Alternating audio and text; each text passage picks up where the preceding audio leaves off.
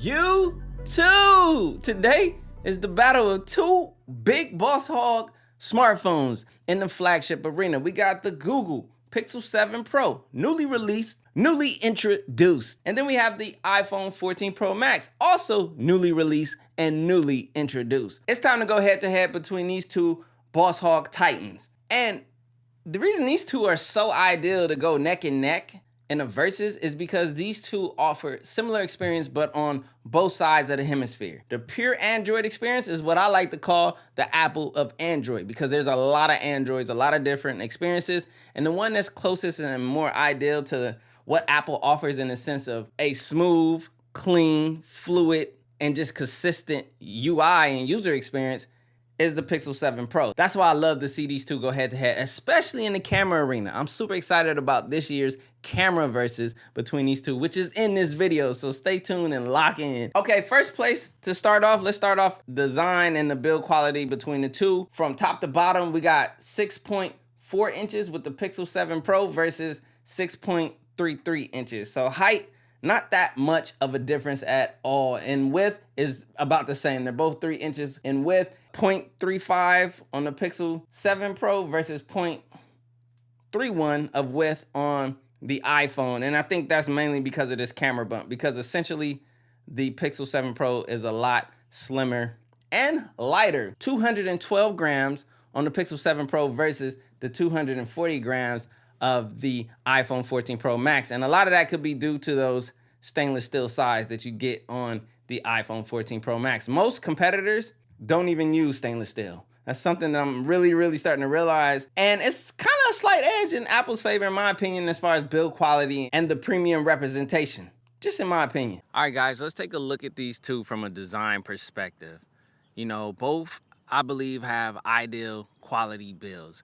Now, I'm not gonna lie, depending on the material of the size from the Pixel versus the iPhone, because the iPhone is stainless steel. Glossy backing on the Pixel 7 Pro versus that matte backing on the iPhone 14 Pro Max. Man, the iPhone camera sensors just seem humongous and big and a lot bigger in perspective, but it could just be the design. So when it comes to SIM, these both have eSIM, but the big difference is on the Pixel 7 Pro, you can still use a physical SIM card, where on the iPhone 14 Pro Max, you cannot. It's just eSIM only. I haven't had an issue with that thus far, but some people are concerned about that. So that's something to keep in mind between the two. As far as connectivity to your provider. Now, as far as dust and water resistance between the two, they have the exact same IP68 water and dust resistance. So no difference there, no edge to either or. Okay, next up, let's talk about biometrics and how you get into your device.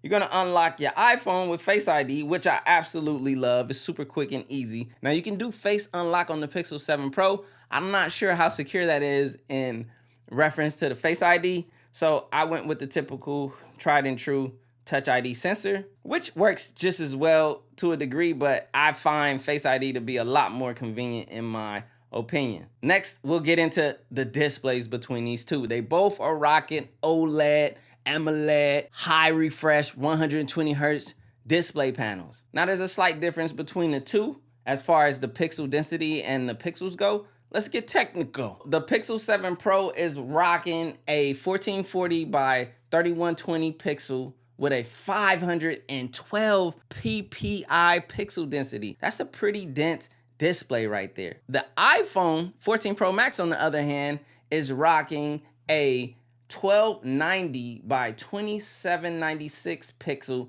with a 460 ppi pixel density. So the Pixel technically on paper has a more pixel dense display. Let's see if we can pull up something between the two and compare. All right, so I pulled up one of my recent YouTube videos right here, as you guys can see, so that we could get a side-by-side look. And honestly, both of these OLED panels look great and amazing.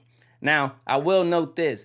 On the iPhone, anytime you have like ultra wide content or like 2:1 ratio content, which is what I put out, versus 16:9, the content is gonna kind of cut into the dynamic island a bit at that edge. But outside of that, between the two, just looking at them, the color representation and accuracy, especially on my skin tone, when I look at both of these displays, is represented extremely well. It's like so neck and neck, I couldn't even tell between the two as to which one would be my favorite. Now, from a technical standpoint, DisplayMate gave the iPhone 14 Pro Max an A+ rating and ranked them as the best display out of any smartphone on the market as of right now. Now, the Pixel 7 Pro just came out, but I would assume that iPhone would keep that title, and the reason being is they're just very accurate on that P3 gamut color accuracy and representation scale. And they also have a higher max nit brightness peak at 2000 versus the 1500 nits. So since we're in display, let's continue on talking about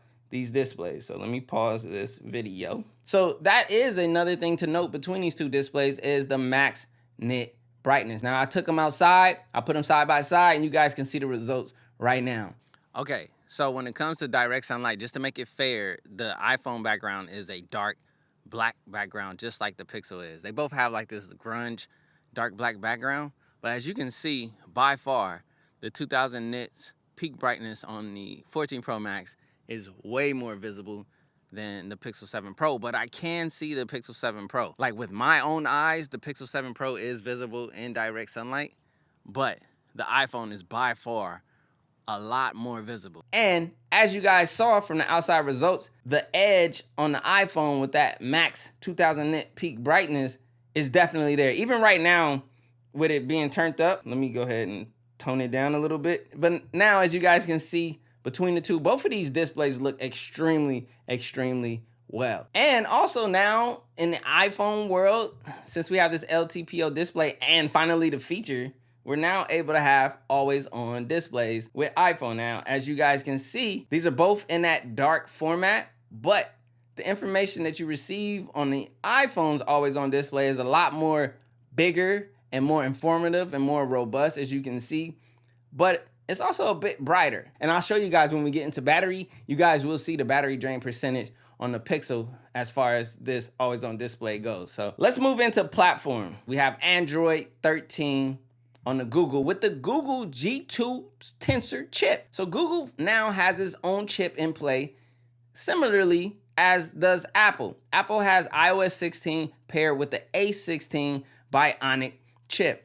And year over year, Apple just has continued to own the crown as far as benchmarks goes and just overall efficiency and performance. But I'll say this, with Google having their own chips and kind of closing in their build and just really creating a hemisphere that's very similar to iOS, the user experience performance-wise on this Pixel 7 Pro so far has been just as snappy, just as smooth, and just as much butter as the iOS experience. So I love that. I love to see Android competing in an efficiency and performance perspective as it is on Apple. So shout out to Google and the Pixel 7 Pro for bringing that user experience in the realm of platform and performance. Now, the Google Tensor chip is a 5 nanometer chip versus iPhone's A16 Bionic at 4 nanometers. So there is a difference in construction and build, power drain and efficiency and so forth. But nevertheless, Google is here to play and they're bringing it. So shout out. Now, when it comes to storage and RAM between the two, it's interesting because the iPhone 14 Pro Max only uses, what is it, like 6 gigabytes of RAM versus the Pixel 7 Pro, which has 12 gigabytes of RAM. So it's interesting how each platform requires a different amount, yet the performance and efficiency and memory usage is similar. As far as storage goes, Apple's using NVMe technology, and then the Google is using the UFS 3.1, which comes from Samsung. Both are extremely fast and extremely effective. All right, next area of comparison is the area I've been waiting for, and that's cameras. We're gonna talk technical first, and then we're gonna go outside and show you visuals. So from a technical standpoint, let's start with the selfie camera. We have a 12 megapixel selfie camera, front-facing camera with the iPhone 14 Pro Max versus a 10.8 megapixel selfie front-facing camera on the Pixel 7 Pro. Now, when we get to the rear, this is where things get interesting. On the iPhone 14 Pro Max this year is this first high megapixel count camera coming in at 48 megapixels versus Google's whopping 50 megapixel wide camera on their platform. Now, when we talk about telephoto, things get interesting because the iPhone only has a 12 megapixel telephoto lens versus Google's Pixel 7 Pro's 48 megapixel telephoto zoom lens. It's a 5x telephoto zoom lens versus a 3x And then when we get into the ultra wide, it's just that standard 12 megapixel ultra wide lens that we've seen thus far. Now it's time to show you guys the visuals. So let's go outside for the visuals on camera.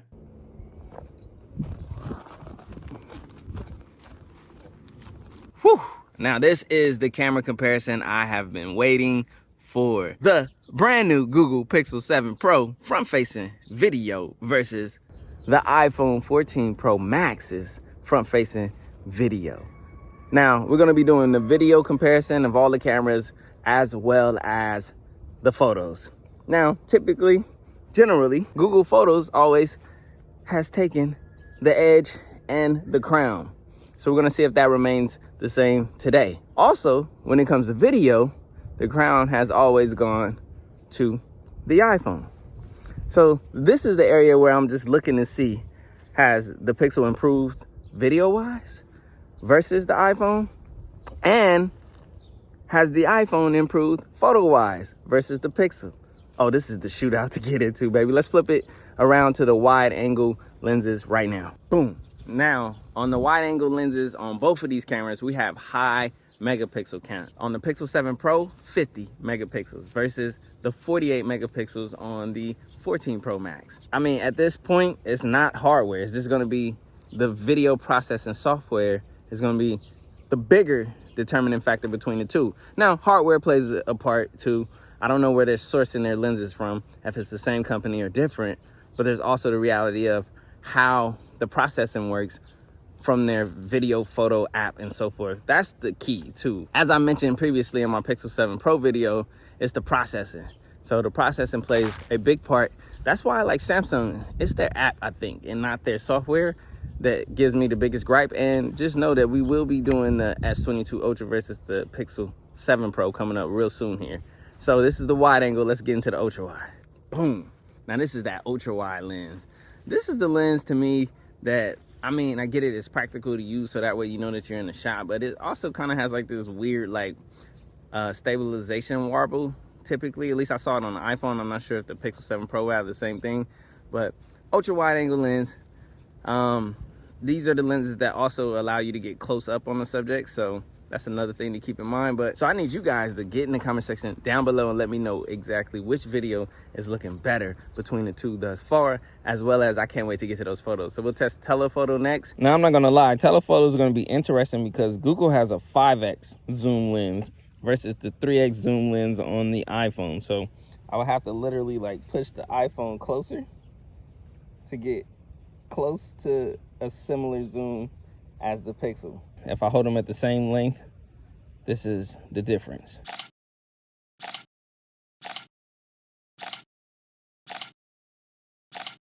Okay, now we're back inside from testing those cameras, and you guys let me know down in the comment section below, honestly and truthfully, which one do you think took the edge in the area of cameras? Now there's another area we could look at, and that's stereo speakers, the sound. I'm gonna play a song on both of them, the same song.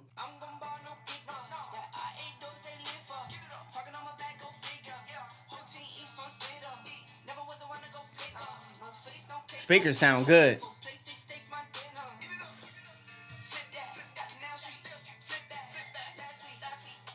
All right, let's pull up the iPhone real quick.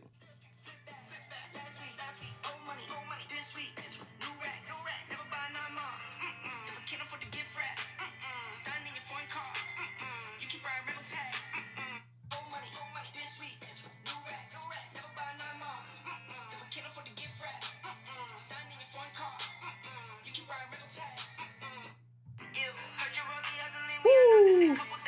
All right, I don't know if you guys can hear that on the microphone translating, but I gotta give the edge to the iPhone in speaker quality. Apple is always known for their speaker quality and microphone quality, so between the two, I'm going iPhone when it comes to speakers. So that's a test that I've been needing to do in between smartphones, and it's back. So now in every versus, I'll be sure to do a speakers test. All right, another topic of discussion between the two that matters is battery sizing. Now, the Pixel 7 Pro has a whopping 5,000 milliamp hour battery versus the iPhone 14 Pro Max's 4,323 milliamp hours. But here's the kicker, you guys. The iPhone 14 Pro Max, just like the 13 Pro Max, is the battery king due to efficiency and power. When it comes to this Pixel, matter of fact, let me take a look at my battery real quick.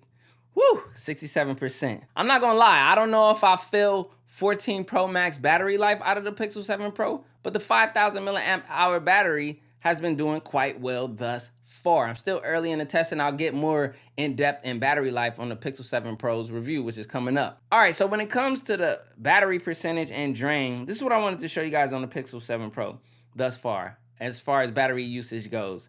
Camera has been the biggest drain with 26%. So when you use your camera, it's going to pull on the battery a lot more. Then there's the mobile network, which has been draining at 20%. Now, from my phone being idle over the last 24 hours, I've received a 17% battery drain. Ambient display, which is that always on display, we've seen a 12% battery drain over 19 hours. Now, if we go to the Apple side, camera has been the most drained at 25%, Safari at 15%. Now the home and lock screen, 14%, which, hey, you know, to be real, as far as the always on display goes and battery drain, the Pixel is giving better battery life and always on display over the iPhone, whereas in many tests on Samsung, which is an Android platform as well, is draining more battery. But this is why I like the pure Android experience, because it's a lot cleaner and a lot less running in the background, because all these other Android manufacturers have to put their launcher on top of Android. This one is just pure Android. So when it comes to battery life between these two, I think, you know, the 14 Pro Max is the king, but I still need to use the Pixel 7 Pro a little bit more to really come to a true conclusion in battery life. So you guys will see that in my upcoming review on the Pixel 7 Pro. So go ahead and hit the subscribe button, turn on the bell, and lock in so you guys don't miss that. The next area and topic of discussion, which is the most important between the two, user experience. User experience is everything. I can't stress that enough. User experience is the reason why that although the Apple ecosystem is my #1 in preference, my #2 is the pure Android user experience. And it's strictly off of user experience alone, which will put Samsung at #3 for me. Although Samsung, from a hardware perspective and innovative perspective, deserves #2. But the thing that matters most when you get these devices is user experience. And the Pixel 7 Pro, let me just put down this iPhone for a minute, just gives such a smooth, clean, fast, and effective user experience on the Android platform, which isn't the typical, because as I said, the Android platform is so fragmented. There's so many other devices using it with their own hardware and their own launchers on top. It just causes a lot of clutter. Whereas with the Pixel experience, it's pure. It's the way that Google intended Android to run, which is why I appreciate it. So the animations on these softwares come through extremely smooth, as you guys can see. Boom, snappy and fast. No Instagram refresh right there, which is infamous, you guys know. Actually, let me turn down the brightness a bit so that you guys can see it in its true glory. Uh-oh, Kanye is back on Drink Champs.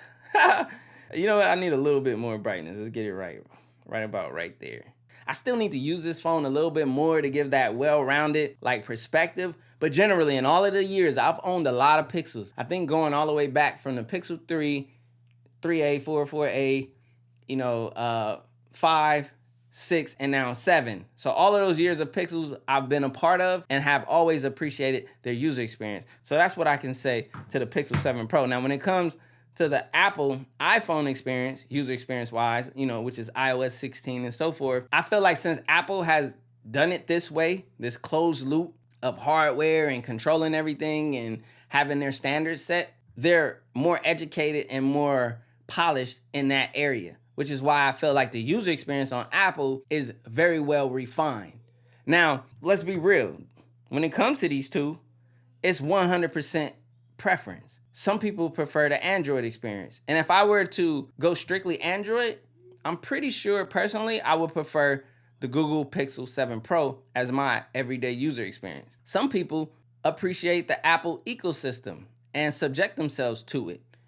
It's that walled garden that everyone likes to speak about, but it's a garden within it for a reason. Whether it's walled or not, I'm not sure. I think it's an invisible wall, which you can break out of at any moment if you choose to. But at the end of the day, user experience wise, it's 100,000% subjective to your perspective. Just the way battery life is 100% subjective to you as a user and your apps and the way you choose to use your device. So when it comes to these two in a versus as to which is possibly better, it's 100,000% up to you, your preference, and what you like to use. I love both.